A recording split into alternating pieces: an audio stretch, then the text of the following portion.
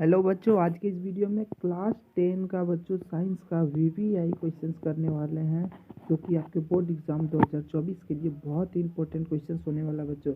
NCERT book से बच्चों VVI question start कर रहे हैं, जो कि झारखंड बोर्ड के बोर्ड एग्जाम में ये सब क्वेश्चंस हर बार पूछे जाते हैं बच्चों। एकदम वीवीआई क्वेश्चन से तो फटाफट आप लोग को रट लेना बच्चों सभी क्वेश्चन को। चलिए क्वेश्चन नंबर 1 से हम लोग स्टार्ट करते हैं बच्चों। क्वेश्चन नंबर 1 में है, साग सब्जी को विघटित होकर कंपोस्ट बनाना किस अभिक्रिया का उदाहरण है। जैसे कि बच्चों साग सब्जी जो होता है, जो कि वेस्ट हो जाता है, मतलब उसे फेंक दिया जाता है, और वो जो सड़ गल के जो एकदम क्या हो जाता है, कंपोस्ट बन जाता है बच्चों।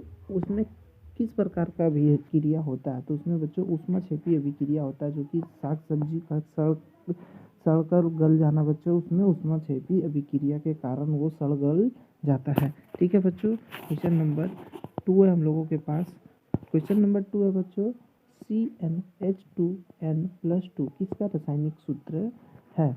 तो बच्चों ये किसका सामान्य सूत्र है बच्चों, ये है अल्केन का सामान्य सूत्र है बच्चों, CnH2n+2। ठीक है बच्चों, क्वेश्चन नंबर 3 हम लोगों के पास, लाल लपत आयन पर जल वाष्पीकरण करने पर कौन सा यौगिक प्राप्त होता है।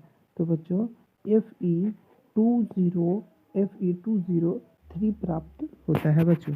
ठीक है, क्वेश्चन नंबर 4 है हम लोगों के पास। क्वेश्चन नंबर 4, निम्नलिखित में से कौन सूचक की तरह इस्तेमाल नहीं किया जा सकता है। तो बच्चों हल्दी को सूचक की तरह में इस्तेमाल किया जा सकता है। ठीक है, उसके बाद मेथिल, ठीक है, इसे भी ठीक है बच्चों। तो मूली को एक सूचक की तरह में इस्तेमाल नहीं किया जा सकता है, जैसे कि बच्चों मूली को सूचक की तरह में इस्तेमाल नहीं किया जा सकता है। ठीक है, 5 नंबर क्वेश्चन, निम्नलिखित में से कौन क्षारक है। बच्चों ZnO जो है वो क्षारक है। SO4CONO2 ये सब जो है बच्चों ये अम्लीय है, लेकिन ZnO जो है वो क्षारकीय है। ठीक है, क्वेश्चन नंबर 6 हम लोगों के पास, अधिकतर धातुओं का ऑक्साइड होता है। तो बच्चों धातु क्या होते हैं, तो धातु हमेशा क्षारकीय होते हैं बच्चों। धातु का जो ऑक्साइड है वो क्षारकीय होता है। ठीक है बच्चों, सी इसका करेक्ट आंसर हो जाएगा। 7 नंबर क्वेश्चन, ग्रेफाइट होता है। तो बच्चों ग्रेफाइट जो है विद्युत का सुचालक होता है। ठीक है, ग्रेफाइट जो है विद्युत का सुचालक होता है।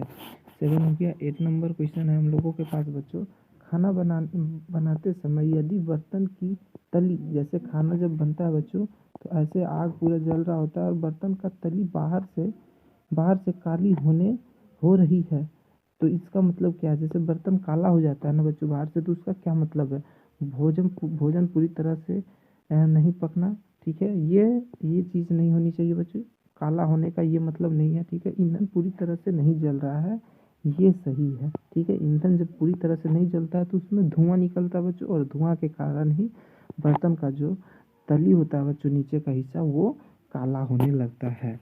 ठीक है, 8 नंबर हो गया। 9 नंबर क्वेश्चन, आवर्त सारणी के प्रथम वर्ग के सदस्य हैं। तो बच्चों प्रथम वर्ग में जो आता है बच्चों, धातुओं का जो वर्गीकरण किया गया है आवर्त सारणी में, उसमें सबसे पहले बच्चों क्षारकीय धातु सबसे पहले आता है। ठीक है, प्रथम वर्ग में क्षारकीय धातु को रखा गया है। 10 नंबर क्वेश्चन है, आवर्त सारणी में कितने आवर्त हैं। तो बच्चों आवर्त सारणी में टोटल 7 आवर्त हैं। ठीक है बच्चों, कितने आवर्त है, आवर्त सारणी में टोटल 7 आवर्त हैं। ठीक है बच्चों, क्वेश्चन नंबर 11 है,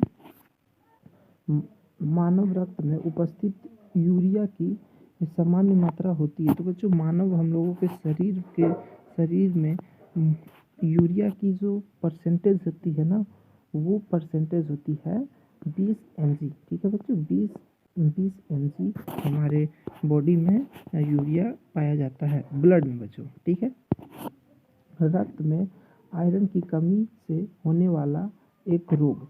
तो बच्चों आयरन की कमी से बच्चों क्या रोग हो सकता है, तो आप अगर कुछ और भी जानते हो तो बता सकते हैं। ऐसे एनीमिया होता है बच्चों बॉडी में रक्त की कमी से। ठीक है, सॉरी आयरन की कमी से, रक्त में आयरन की कमी से बच्चों एनीमिया होता है।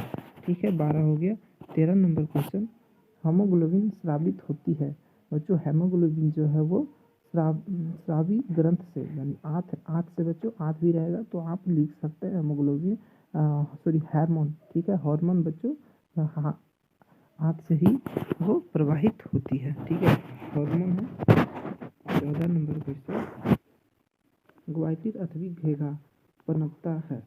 तो बच्चों घेघा का जो बीमारी है उसका जो मुख्य कारण है आयोडीन की कमी से बच्चों घेघा होता है, ठीक है। घेघा जो बीमारी होता है ना बच्चों, वो आयोडीन की कमी से ही होता है। 15 नंबर क्वेश्चन,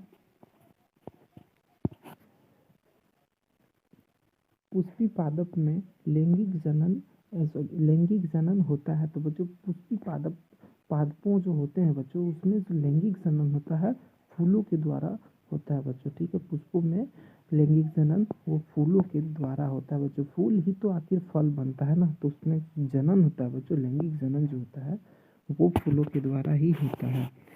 16 नंबर क्वेश्चन, मानव मादा यानी महिलाओं, ठीक है, मादा मतलब महिलाएं कि जनन तंत्र का भाग नहीं है। तो बच्चों अंडाशय ये भी जनन तंत्र का भाग है। गर्भाशय एक जनन तंत्र का हिस्सा है बच्चों, ठीक है।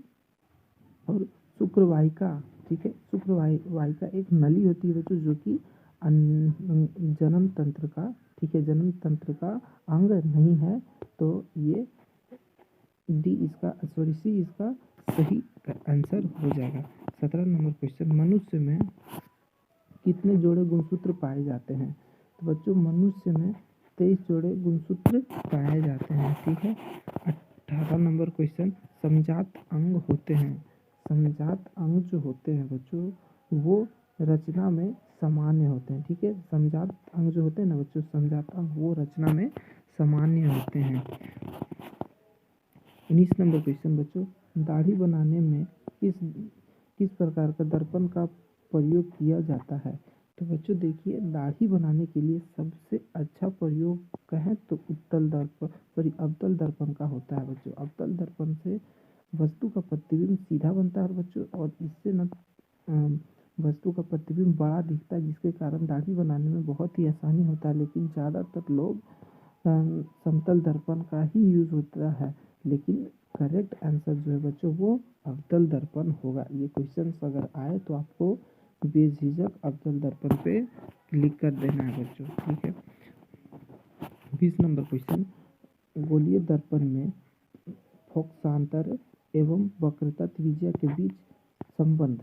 तो बच्चों इसमें जो है FR/2 ये संबंध दर्शाता है बच्चों गोलीय दर्पण की फोकांतर एवं वक्रता त्रिज्या के बीच का, ठीक है। 21 नंबर क्वेश्चन, जो नेत्र निकट स्थित वस्तु को साफ साफ नहीं देख सकता उस नेत्र में होता है। तो बच्चों देखिए जो नेत्र से जो इंसान को निकट की वस्तु साफ साफ नहीं दिख रहा है उसे दूर दृष्टि दोष हुआ है बच्चों, और जिसे दूर का वस्तु साफ साफ नहीं देख पाता है उसे निकट दृष्टि दोष कहते हैं बच्चों, ठीक है।